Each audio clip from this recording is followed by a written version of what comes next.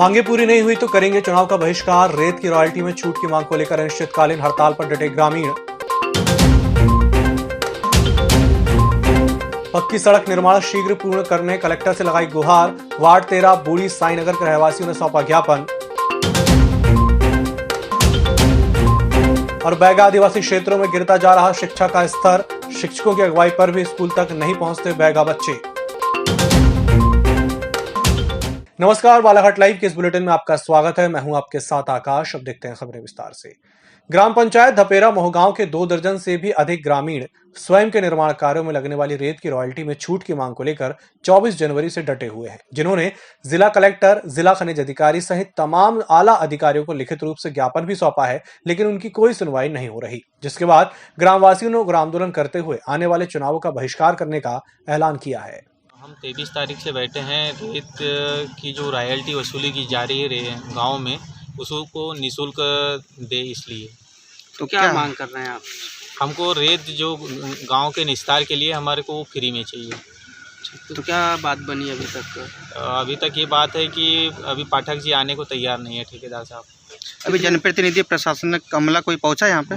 प्रशासन में तहसीलदार साहब और टीआई साहब आए थे। क्या आश्वासन दिया उन्होंने? बोला कि हमारे अंडर में नहीं है, ये माइन के अंदर में है, तो आप माइन में आधे मतलब माइन से बात कीजिए। अब राजेश पाठक जी आते हैं, बात बनती है तो ठीक है, और नहीं बनती है तो हम ये घाट बंद करवा देंगे काले झंडा देके। तो रेतों की मांग लेके बैठे हैं। अगर उसकी मान लो निःशुल्क नहीं हो पाती तो हम तो ऐसा है, अब काले झंडे दिखाएंगे। अभी किस तरह से परेशानी हो रही है रेत को लेकर? बहुत परेशानी हो रही है। 2 वर्षों से बाढ़ में यहाँ के लोग वंचित है ना, फसल नहीं हो पा रही है। किसानों के पास कहाँ का पैसा रहेगा? जनप्रतिनिधि अभी नहीं सुन रहे। अगर नहीं सुन पाएंगे तो उसका तो बहिष्कार करेंगे, चुनाव का बहिष्कार करेंगे। शहर के वार्ड 13 साई नगर बूढ़ी में सड़क निर्माण में हो रही देरी के चलते सड़क निर्माण शीघ्र पूर्ण करने को लेकर वार्डवासियों ने कलेक्टर को ज्ञापन सौंपा है। इस दौरान वार्डवासियों ने बताया कि कच्ची सड़क होने से आवागमन में दिक्कतों का सामना करना पड़ता है। सड़क जर्जर होने से बारिश के दिनों में भी काफी परेशानी होती है। सड़क निर्माण को लेकर इसके पूर्व भी प्रशासन से मांग की गई है। पूरी गड्ढा रोड अभी भी गिर जाते हैं वहाँ, और बरसात में भी एक दिन पानी आई वो भी भर गया।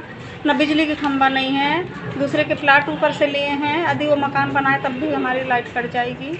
और नाली नहीं है, रोड से ही नाली, बिजली का खंभा। हम लोगों को तो 20 साल हो गया परेशान है, तो अभी तक के रोड नहीं बनी है, जबकि वहाँ की रोड का 3-4 बार भूमि पूजन भी हो चुका है। सीओमओ के हाथ पैर भी जोड़ लिए, लेकिन एक दिन भी नहीं गए। क्या परेशानी आती है उसमें? उसमें भैया पानी भरता है, कीचड़ होता है, बहुत दिक्कत होती है आने जाने के लिए। इतना गाड़ी नहीं जा पाती, पैदल भी चलो तो ऐसे घुटना पानी रहता है। कितने लोग रहते हैं वहाँ पे उस एरिया में? उस एरिया में बहुत लोग रहते हैं, कम से कम 200-300 लोग होंगे। 200-300 लोग। हाँ। कहने को तो बैगा आदिवासी समुदाय संरक्षित जनजाति है, लेकिन इसे संरक्षित करने के साथ इस समुदाय को मुख्य धारा से जोड़ने की कवायद बेहद कमजोर साबित हो रही है।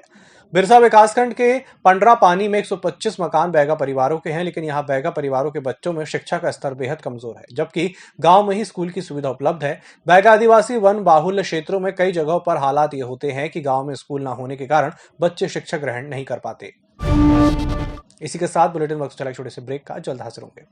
हर घूंट सेहत से भरपूर, without sugar, without caffeine and with natural tea colour. Ayur Amrit herbal tea अपनाइए, जो हृदय के लिए रामबाण औषधि है। अब टी नहीं, सिर्फ आयुर अमृत हर्बल टी। ब्रेक के बाद एक बार फिर से आपका स्वागत है। बढ़ते हैं अगली खबर की ओर। नल टैक्स, कचरा टैक्स को कम करने के लिए शहर के वार्ड 10 के निवासियों ने कलेक्ट्रेट कार्यालय पहुंचकर ज्ञापन सौंपा है। ज्ञापन में बताया है कि आज का दौर आर्थिक तंगी से गुजर रहा है और इसी दौरान नगरपालिका प्रशासन के द्वारा शहर में कचरा देने पर भी टैक्स लगा दिया है। साथ ही पानी के टैक्स में भी वृद्धि कर दी गई है, जिससे परिवार के सामने संकट पैदा हो गया है। इसी के चलते वार्डवासियों ने जिला कलेक्टर को ज्ञापन सौंपकर टैक्स कम करने की गुहार लगाई है। क्या धंधा नहीं है तो खाली पड़े हैं, परिवार पालने का दिक्कत हो गई है। रोड, जबकि रोड से हटके काफ़ी दुकान दूर से हमारी दुकान लोगों की, ऐसा कि नहीं ट्रैफिक जाम हो रहा है, किसी प्रकार की दिक्कतें हो रही है तो बात अलग है। नहीं, चौपाटी में 50% दुकानें अभी लगी, 50% मुश्किल। आज जो गार्डन के साइड में, जो चौपाटी के दो साइड में दुकानें थी, उन लोगों को दुकान दी गई है। और जो चौक पे दूसरे दुकानदार थे उनको दुकान आवंटित नहीं की गई। चौक पे और जो दूसरे दुकानदार थे उन लोगों को दुकान आवंटित नहीं की गई है। अच्छा, विस्थापन के लिए कोई बात हुई? नहीं। आप कैसा करेंगे? अब वही तो बोल रहे हैं कि हम जहाँ थे हमको वही जगह दी जाए वापस। कहीं भी आजू बाजू कहीं भी आजू बाजू कहीं भी हो तो आजू बाजू दे दें। ये हमारी अस्थायी दुकान थी मोची गुमटी गौशाला के ठीक बाजू में। वहाँ से मेरे 30 साल पहले से मेरी गुमटी थी, आ जाता थी 4 दिन पहले। मेरे सामने तो रोजी की समस्या है, मेरे बच्चे बाहर पढ़ते हैं और मैं आज तो ये स्थिति है कि मैं आज शाम के लिए मेरे खाने के लिए परेशानी है। मैं उस दिन ज़मीन पे बैठा, उसके बाद भी मुझे उठा दिया गया, तो ज़मीन पे भी बैठने का आदेश दिया। काय की दुकान लगा मेरी मोची गुमटी है, 30 साल से हूँ सर। आप क्या चाहते हैं, इसमें क्या होना चाहिए? साल के बाद में कोई काम थोड़ी कर सकते हैं सर। जब अतिक्रमण हो रहा था तो आपने ये बात नहीं कही कि अगर यहाँ से हटा रहे हैं तो मुझे अन्यत्र कहीं जगह दी जाए? नहीं, वो तो सुबह आके ताबड़ तो हमला कर दिया और उन्होंने बोले हटाओ करके हटा दिया। उसके बाद नगर पालिका से आपने बात की होगी? सीएमओ साहब के पास भी गए थे। क्या कहना आ रहा है उनका? उन्होंने बोलना कि सर हम यहाँ पे आपकी कोई व्यवस्था नहीं करती, आप खुद अपनी व्यवस्था करो। अपनी व्यवस्था खुद ही यानी हमसे बोलकर आप थोड़ी दुकान लगाए थे। संबल कार्ड योजना अंतर्गत महाविद्यालय में संबल योजना के तहत शुल्क माफ की गई थी, जिससे विद्यार्थियों को छात्रवृत्ति नहीं मिली है। अखिल भारतीय विद्यार्थी परिषद ने कलेक्टर को ज्ञापन सौंप मांग की है कि संबल योजना के तहत विद्यार्थियों को लाभ दिया जाए। महाविद्यालय में क्या हुआ, पहले संबल योजना चलाई जाती थी। संबल योजना के अंतर्गत बच्चों को जो एडमिशन की फ़ीस रहती है वो माफ़ की जाती थी, बट उन्हें भी स्कॉलरशिप नहीं मिलती थी।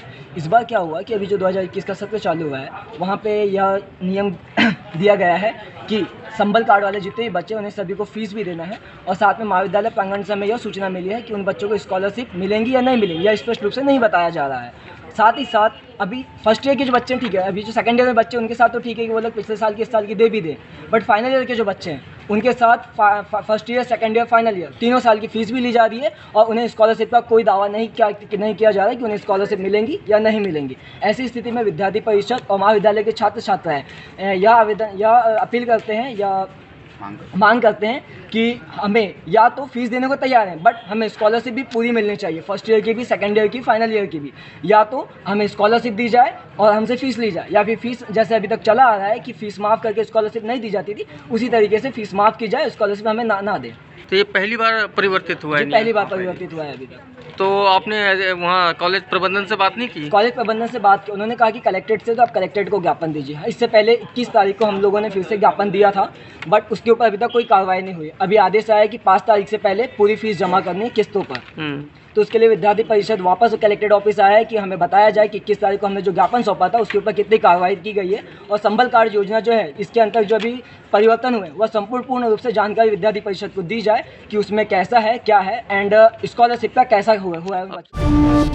गौवंश की अवैध तस्करी के मामले में तिरोड़ी पुलिस ने 3 आरोपियों को गिरफ्तार कर इन सभी आरोपियों को व्यवहार न्यायालय कटंगी के समक्ष पेश किया है, जहां से सभी को जेल भेज दिया गया। इसके पहले बरामद मवेशियों को हरदोली के कांजी हाउस में रखा गया है। आज जानकारी मिली थी कि मृगपुर से गर्रा चौकी होते हुए हरदोली की तरफ कुछ मवेशी हाँकते हुए लोग लेकर जा रहे हैं।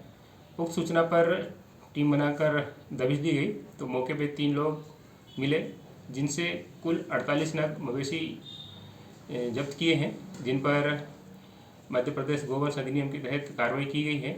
और इनके द्वारा बताया गया है कि ये मवेशी कमलेश मरठे निवासी गुडरू घाट के है, उस पर भी कार्रवाई की गई। इस बुलेटिन में फिलहाल इतना ही। इसी के साथ मुझे दीजिए इजाजत। नमस्कार।